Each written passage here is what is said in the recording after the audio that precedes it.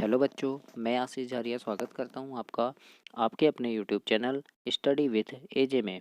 इसमें आज हम देखते हैं आपकी 8th ग्रेड अभ्यास पुस्तिका हिंदी, अंग्रेजी एवं संस्कृत की जो कक्षा 7वीं की है, उसमें आज हम हिंदी का अध्ययन करेंगे। और हिंदी में आज हम देखते हैं आपके पाठ नंबर 14, मत ठहरो तुमको चलना ही चलना है। इसके हम प्रश्नों के उत्तरों को देखेंगे। तो सबसे पहला प्रश्न दिया है इसमें आपको, जीवन में आने वाली बाधाएं क्या देखकर वापस चली जाती हैं? तो उत्तर में लिखना, दृढ़ निश्चय देखकर वापस चली जाती हैं। इसके बाद प्रश्न नंबर दूसरा है बच्चों, मत ठहरो तुमको चलना ही चलना है कविता के आधार पर कवि कौन सा व्रत लेने को कह रहा है? तो उत्तर में लिखना कि कवि निरंतर चलने का व्रत लेने को कह रहा है।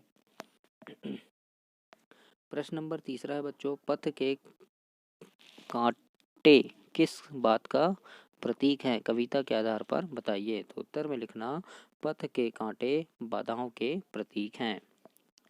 इसके बाद हम प्रश्न नंबर चौथा देखते हैं। चौथा प्रश्न है, जब चलने का व्रत लिया ठहरना कैसा? अपने हित सुख की खोज बड़ी छलना है। पंक्तियों का भावार्थ लिखिए। तो इस पंक्ति का भावार्थ लिखना, पंक्तियों का भावार्थ है कि अपने कर्तव्य मार्ग पर हमेशा आगे बढ़ते रहो, रुको नहीं और परोपकारी बनो। इस प्रकार से प्रश्न नंबर चौथा का उत्तर लिखना। इसके बाद हम प्रश्न नंबर 5वां देखते हैं कि कवि निरंतर चलते रहने को महत्व क्यों दे रहा है? तो उत्तर में लिखना, क्योंकि निरंतर चलते रहने से हमें लक्ष्य की प्राप्ति होती है। इसके बाद प्रश्न नंबर 6वां है आपका कि कविता में निरंतर चलने का महत्व बताया गया है। आप पढ़ने का महत्व बताते हुए कोई 4 पंक्तियों की रचना कीजिए। तो उत्तर में लिखना, जीवन में पुस्तक से अच्छा मित्र कोई नहीं है। पढ़ना व्यक्ति के ज्ञान को बढ़ाता है और रचनात्मक बनाता है। पढ़ना एकाग्रता प्रदान कर जीवन को सकारात्मक दिशा में ले जाता है।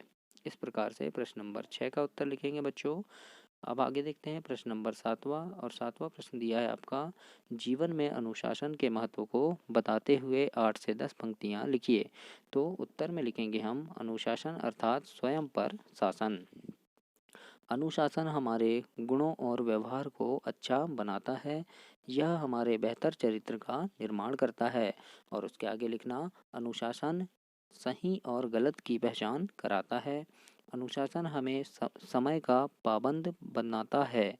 प्रत्येक व्यक्ति के लिए अनुशासन अत्यंत आवश्यक है। अनुशासित व्यक्ति का सम्मान सभी लोग करते हैं। एक अनुशासित व्यक्ति अपने साथ समाज का भी कल्याण करता है। इस प्रकार से आप प्रश्न नंबर 7 का उत्तर लिखेंगे। इसके आगे हम देखते हैं मूल्यांकन 10। और मूल्यांकन 10 में प्रश्न नंबर 8वां है आपका, दृढ़ निश्चय लख वे स्वयं चली जाती हैं। पंक्ति में लख शब्द का अर्थ लिखिए। तो उत्तर में लिखना, लख शब्द का अर्थ है देखकर। प्रश्न नंबर 9वां दिया है इसमें, कर लिया काम भज लिया राम यह सच है, अक्सर खोकर तो सदा हाथ मलना है। उपयुक्त पंक्तियों का अर्थ स्पष्ट कीजिए। तो इसका आशय लिखना, यदि आपने अपने कर्तव्य का पालन कर लिया है तो समझो कि आपने राम नाम जप लिया है। और यदि आपने अपना समय गंवाया है तो आपको पछताना पड़ेगा। इस प्रकार से इस पंक्ति का उत्तर आप लिखेंगे। इसके बाद प्रश्न नंबर 10वां देखते हैं। कविता के आधार पर चलना शब्द का अर्थ लिखते हुए बताइए कि जीवन में आगे बढ़ना महत्वपूर्ण है। तो उत्तर में लिखना, चलन शब्द का अर्थ है आगे बढ़ना, चलना शब्द का अर्थ है आगे बढ़ना। प्रकृति ने हमारे शरीर का ढांचा इस प्रकार बनाया है कि वह हमेशा आगे बढ़ने के लिए ही हमें प्रेरित करता है। हमारे पैर आगे की ओर बढ़ते हुए हैं, हमारी बाहें जो आगे पड़ी हुई चीज को उठाने में सक्षम है।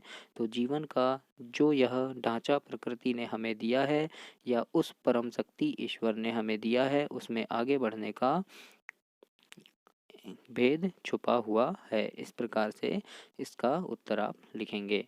तो ये हुआ आपका पाठ समाप्त। इसके आगे हम अगला पाठ देखेंगे और उसके प्रश्नों के उत्तर हल करेंगे। तो परीक्षा में मैं आपको बहुत अच्छे अच्छे प्रश्नों के उत्तर दूंगा जो आपके परीक्षा में आ सकते हैं।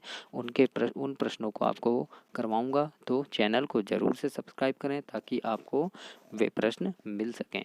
धन्यवाद।